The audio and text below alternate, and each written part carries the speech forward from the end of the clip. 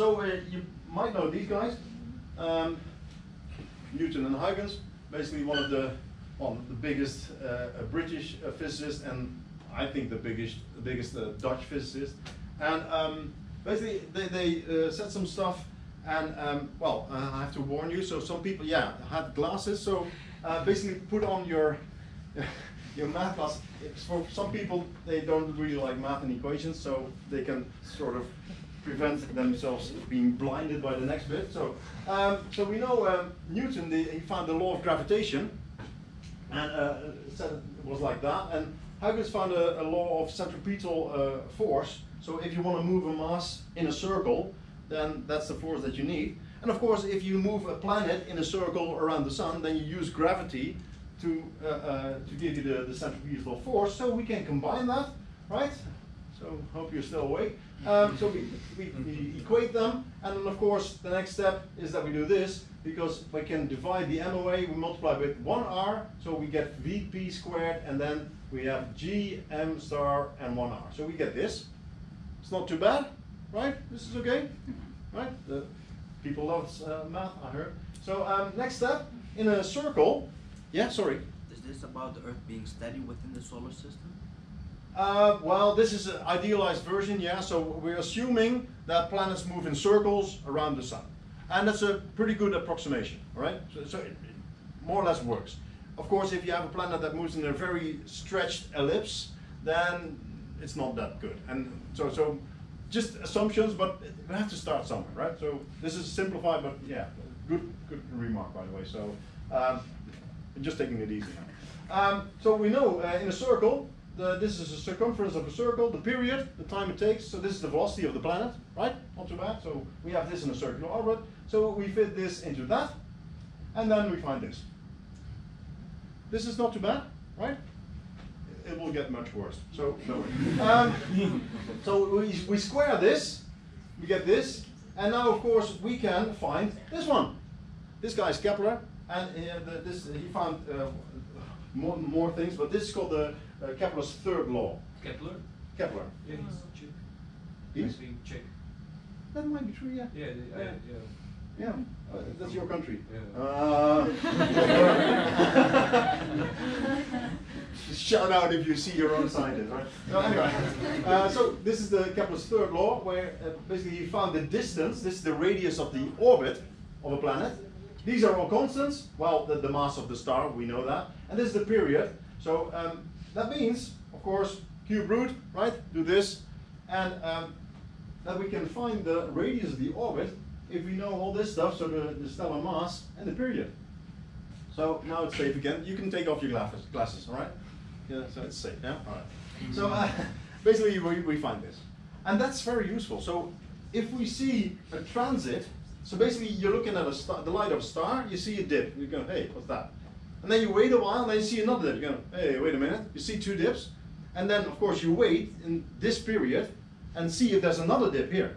Because if you have a second repeat, well, that's the minimum amount, right? Then you have two periods. And then, okay, so two dips is nothing. But three dips, then you have two periods. And then you have a detection. Of course, you want more. But so after a transit observation, we know the period, right? So we can use that. And if we look at a star, from the light of the star, we can determine what type of star it is, and we know the mass of the star. So we just fill in all the numbers. So let's do that. So we have this formula, and we only need the mass of the star and the period. You have a question? Does that mean that those stars are a circular knock because of the dip? Like the energy transit? Circular? What do you mean? That it stays in place, but it knocks light because of the dip, because there's a retracement. Yeah, the planet is in front of the star, so there's a slight dip in the light. Yeah, that's exactly what we measure. Yeah. So let's look at WASP 19 again. We saw that. We saw something before. Let's see if that comes out now. So we find a period of 18 hours and 56 minutes. This is the time the planet takes to go around its sun. We take 365 days, right? So this is really, really fast. So the star is similar to the sun, as you can see. It's well, slightly less in mass than the sun. We put those numbers in here, and out comes that. So 2.4 million kilometers is still a lot, but as you compare it to the radius of the orbital radius of the Earth, that's only 1/60th. So it's 60 times as close to its sun. So you can imagine it's going to be hot over there, right? So it's really close to a sun-like star. So really, well, not livable, I guess. But let's do the next thing. We can find out what the temperature is. So the temperature depends on this. On the front, the frontal surface, which is a circle, it basically the sunlight drops on the planet. It heats the planet, but the planet, of course, heats and then radiates away in all directions of its spherical surface. Right? It's bigger. So okay, so you need the glasses again. Sorry about that, but yeah, you want to prevent your math blindness. So the radiation that comes in, the power basically, depends on this circular area. So this is the radius of the planet. So this circle has a surface area pi r squared. We saw that before. This is the light, the luminosity of the star, and this is the area over which it is spread. The light of the star, of course, goes all directions, and only a part of that is your planet. So you get a fraction of all the light, and basically that fraction is this divided by that. And this A, this whole factor, this A is the albedo. Albedo is basically how much light it receives or reflects. Or absorbs, sorry. So if it's perfectly black, this number will be 0. Look, if it's perfectly black, 0, that means this is 0, so you get 1. So basically everything that's radiated towards the planet is absorbed. If it is perfectly white, then this is 1, this is 0, so this is 0. So basically it reflects everything. Of course, so 0 and 1 are idealized values. Reality is somewhere in between, all right? So a planet will absorb some radiation from its star, but not all. And it depends on, well, the color and clouds and the surface, whatever it is. So the Earth has an albedo of 0.38, so roughly 38% of the solar radiation is absorbed. No, sorry, 62.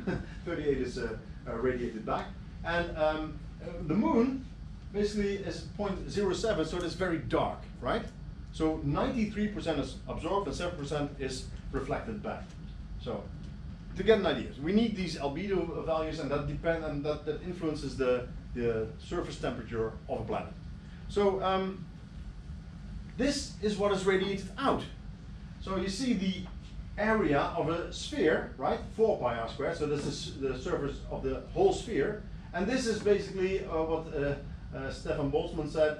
This, if you have a temperature, then you have a constant and times to the fourth. This is the radiated, well, the power that's radiated out, dependent on temperature. So if your temperature is twice as high, you radiate 2 to the fourth, 16 times as much radiation. So temperature and radiation, there's a strong connection there. So what goes in, it goes out. If there's equilibrium, then these two are the same. So basically you equate them, and then of course this follows. So just divide by this and clean up and everything. You find this, and now you can take off your glasses. Okay? So it is fine. You can read about it later, but this is all solid. So we have this formula now. It's very nice because we only need the albedo value, the light of the star, and the distance the planet has to that star, the orbital radius. We found it. We just found it, right? So let's check for our solar system what numbers we get.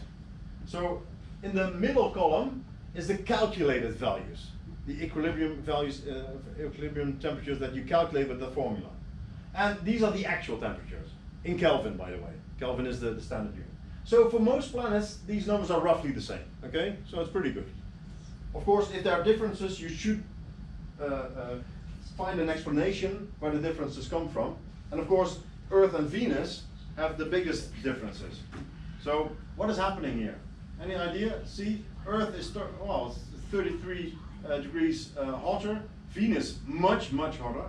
So what is happening there? Anybody know? Is it like No, that's not cooling. It's the opposite. heating up, like exploding? Yeah, well, it's much hotter than we expected from the radiation of the sun. So what is happening over there? Clouds? well, clouds have to do with it, but it's greenhouse effect. So Earth and Venus have a greenhouse effect. For greenhouse, you don't need plants, by the way. Venus doesn't have plants, I think. No, it doesn't have. But Earth has plants, but you don't need a greenhouse. You don't need a greenhouse for the greenhouse effect. What you need is carbon dioxide, for instance.